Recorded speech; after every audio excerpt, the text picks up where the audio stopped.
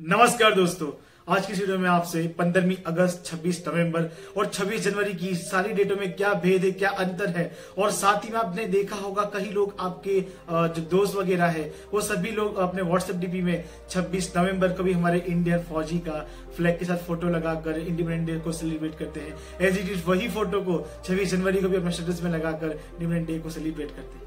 Actually यहाँ से समझ में आता है कि आज भी ज्यादातर हमारे यूथ को, जो हमारे कलीग है, जो हमारे रिलेटिव है, उनको नहीं पता कि एक्चुअल में ये दिनों के बीच में क्या भेद है और 15वीं अगस्त को इंडिपेंडेंस डे क्यों सेलिब्रेट किया जाता है, कायदा क्यों सेलिब्रेट किया जाता है। सो ऐसे बहुत सारे डाउट लोगों के दिमाग में है और वही डाउट हमें उनके स्टेटस में दिख आता है। दोस्तों, मैं ट्राई करूंगा बहुत सिंपल वर्ड में आपको इस वीडियो में बता सकूं कि एक्चुअली में सबके बीच में भेद क्या है। के बाद अगर आप भी ऐसी गलती कर रहे हो तो शायद अब आपसे ये गलती आप वीडियो देखने का तो एटलीस्ट नहीं करोगे। तो आइए हम शुरू करते हैं इस वीडियो को। पहले आप सभी जानते हो कि हमारे भारत देश पे, हमारे प्यारे भारत जिसे सोने की चिड़िया कहा जाता था, जिसपे अंग्रेजों ने काफी लंबे अरसे से उस पर रूलिंग, उस पर शासन किया।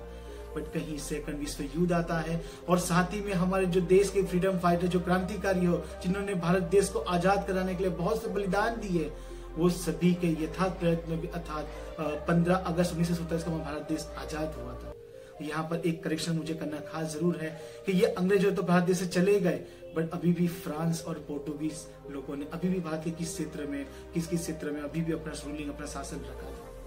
तो दोस्तों, 15 अगस्त 1947 में हमारा भारत देश आजाद होता है, जिसके तहत ही हम इंडिपेंडेंस डे को सेलिब्रेट करते हैं। बट यहाँ एक बात और समझना होगा कि जब 15वीं अगस्त के दिन भारत देश आजाद होता है और जिसका हम ट्रीट देते हैं कैबिनेट मिशन और पीस मिशन, ये दो मिशन के तहत जो इंग्लैंड से यहाँ पर आए थे और जिन्होंने प्रावधान रखा गया था, उनमें एक विशेष रूप से एक बात की गई थी कि अगर भारत देश को हम मतलब छोड़ तो देते हैं, बट आपका भारत देश चलेगा कैसे, उसको चलाने के लिए क्या प्रावधान, उसको चलाने के लिए कौन से कायदे हैं। सो कुछ ऐसी बहुत सारे अर्थघटन के बाद में एक फिक्स नक्की किया जाता है कि आप भारत देश का कुछ ऐसा कायदा बनाओ कि जिसके तहत आपका भारत देश चल सके और उसके बाद ही हम पूरी तरह से भारत देश को छोड़ देंगे। सो दोस्तों, इसके बाद ये जो पूरा वाक्य होने के बाद में कहीं ना कहीं एक बंधारण सभा का गठन किया जाता है, जिसमें 89% का एक कमेटी बनाया जाता है, बंधारण सभा जिसे हम नाम दिया जाता है।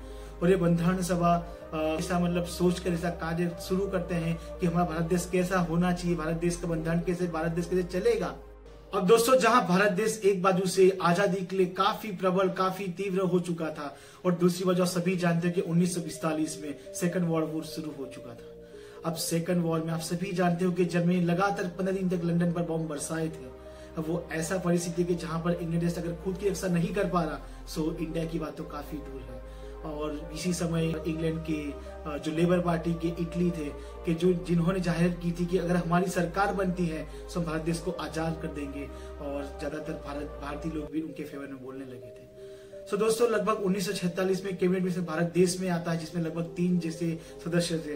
वो सभी लोग मुआवना करते हैं, पूरा भारत देश का तंत्र कैसे चल रहा है उसको देखते हैं और वो आपको कुछ दरखास्त रखते हैं। और उसमें कैबिनेट मिशन बताता है कि अगर भारत देश ये लोग अगर कुछ ऐसे कायदे, कुछ ऐसे लोग बना लेते हैं जिसके तहत हमें अगर सेटिस्फेक्शन होता है कि भारत देश अब अच्छे से चल पाएगा, तो हम भारत देश को पूरी तरह से छोड़ देंगे। सो आप सभी जानते हो उस समय पाकिस्तान, बांग्लादेश, इंडिया सब इकट्ठा था।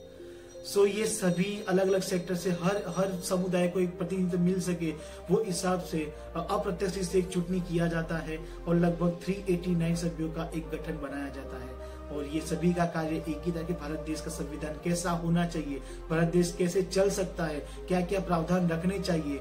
ये सभी चीजों पे गठन होने के बाद में आप सभी जानते हो कि 9 दिसंबर 1946 के पहले सभा बैठती है और वहां से हमारे भारत देश का बंधारण कैसा होना चाहिए, संविधान कैसा होना चाहिए, वो पूरा प्रोसेस चालू हो जाता है। 1947 में कहीं ना जब इंडिपेंडेंस की बात चली और एक बाजू मुस्लिम लीग वापिस एक्टिव हो गया, और आप सभी को पता ही है कि हमारा आज सबसे बड़ा हमारा एनिमी, जो एक समय हमारा भाई था, हमारा पाकिस्तान, आज अलग होकर हमारा बांग्लादेश भी आज अलग हो चुका है।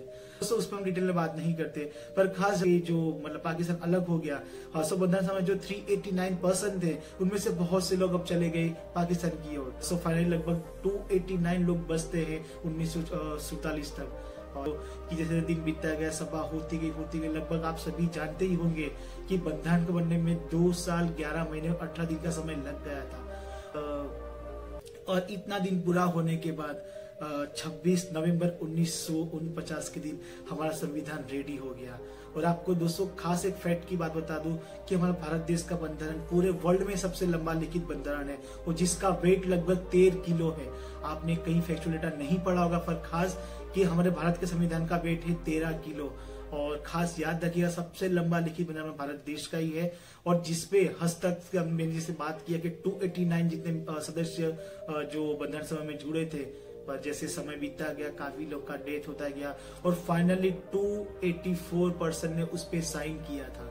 सो दोस्तों 26 नवंबर के दिन हमारा भारत देश का संविधान रेडी हो चुका था और इसीलिए उस दिन को हम कायदा दिन बनाते हैं क्योंकि सबसे सर्वोच्च कायदा यानी हमारा संविधान है। सो संविधान को जो बनने में 2 साल 11 महीना ट्रेनिंग का समय लगा।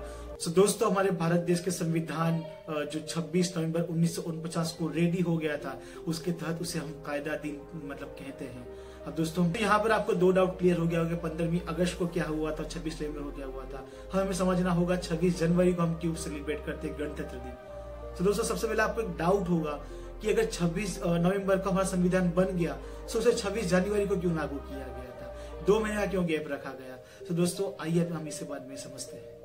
और साथ ही में दोस्तों आपको समझना होगा कि गणतंत्र का मतलब क्या होता है। आप सभी जानते हो गण मतलब के लोग और तंत्र यानी समूह। सो लोगों के समूह में से कोई एक ऐसा बंदा जो भारत देश के सबसे टॉप, आप सभी जानते हो कि राष्ट्रपति सबसे ऊंची पोस्ट है। सो राष्ट्रपति की पोस्ट पर आज कोई भी सामान्य इंसान, एक मजदूर से लेके आप एक रिच पर्सन, कोई भी जाकर उस पोस्ट पर जाके बैठ सकता है। उसका इलेक्शन जो होता है वो वस्तु अपने कभी और वीडियो में बात करेंगे, बट एक्चुअल में जो प्रावधान रखेंगे कि वो सीट पे कोई बंदा फिक्स नहीं, जैसे आप देखते दूसरे देश के वारसागत या तो राजाशाही जहां चलती आई है कि एक पर्सन फिक्स है कि उसके फैमिली का इंसान जाके वहां बैठेगा, तो भारत देश में ऐसा नहीं है।